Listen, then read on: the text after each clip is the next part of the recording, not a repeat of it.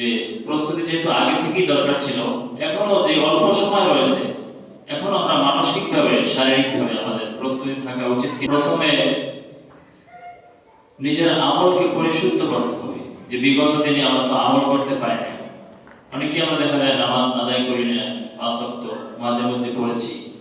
তাহলে আপনি ফরজ যদি আল্লাহর বিধানকে পালন না করেন, দৈনিক 5 ওয়াক্ত সালাত সুন্দরভাবে আদায় না করেন, তাহলে কি আপনার এই যে রোজা রাখবেন কষ্ট করে, আল্লাহ কবুল করবেন? আমলের মধ্যে যদি শিরিক থাকে, তাহলে কিন্তু আপনি এত কষ্ট করে যে রোজা রাখবেন, না খেয়ে থাকবেন, এটা কি মানুষকে দেখানোর জন্য না আল্লাহর খুশির জন্য? আল্লাহর খুশির জন্য যদি করে থাকেন, তাহলে আপনার এই আমলকে আল্লাহ বাতিল করে দেবে যদি শিরিক থাকে। এজন্য শিরিক থেকে তাওবা ইস্তেগফার করতে হবে, মাপ চাইতে হবে। আল্লাহ বলেছেন, বান্দার আমল যখন আমি আমলনামা দেখা শুরু করব, যার আমলের মধ্যে শিরিক থাকবে, ওই আমলনামা আল্লাহ দেখবেনই না, বিনা হিসাবে তাকে জাহান্নামে পাঠিয়ে দেবেন। তার আমলনামার কোনো ওজন করা হবে না। আল্লাহ বলেছেন, ওয়াকাদিমনা ইলা মা আমিলু মিন আমালিন ফাজআলনাহু হাবাআন মানসুরা। বান্দার আমলনামার মধ্যে যখন শিরিক থাকবে, তখন আমি এগুলো কোনো ওজন করব না।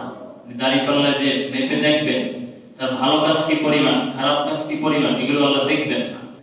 ওয়ালাউ আশরাকু লাহাবিতা আনহুম মা কানু ইয়ামালুন।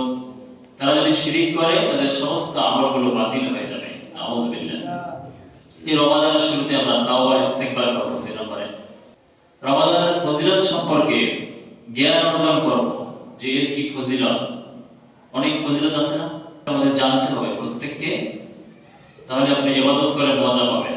কোরআন এবং সিয়াম, রোজা, এই রোজা আল্লাহর নিকট সুপারিশ করবে। সে বলবে যে আপনার বান্দাকে আমি খেতে দেই না দিনের বেলা, আপনার ভয়তে সে খায় নাই, সুতরাং আমার সুপারিশ আপনি গ্রহণ করুন।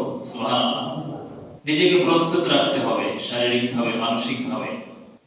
এরপরে আরেকটি প্রস্তুতি হচ্ছে, বিগত বছরগুলোতে আমরা যে ভুল করেছি, বিভিন্ন কারণে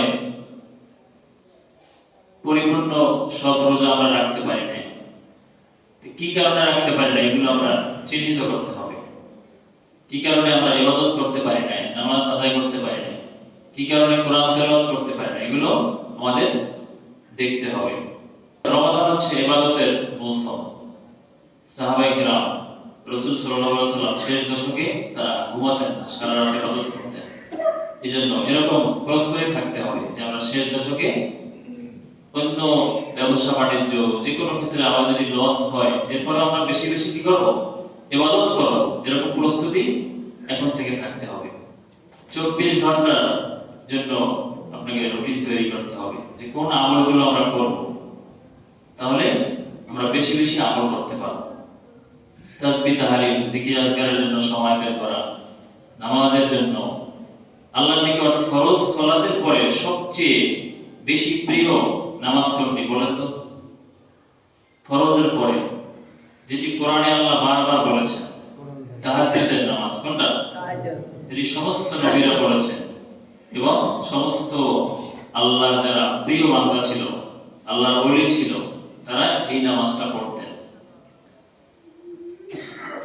আল্লাহ রহমানের বান্দার বৈশিষ্ট্য বলতে গিয়ে বলেছেন, والذين يبيتون لربهم سجدا وقياما।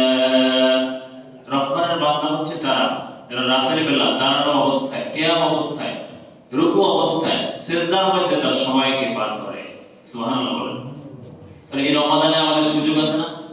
এই সময় তো আমাদের উঠতে হয়। এই সুযোগে আমরা একটু আগে উঠলে তাহাজ্জুদের সালাতটা আদায় করতে পারি। এগুলো হলো প্রস্তুতি। বেশি বেশি দোয়া করা, এই রমাদানে হচ্ছে দোয়া কবুল হয়, এজন্য সময় বের করতে হবে।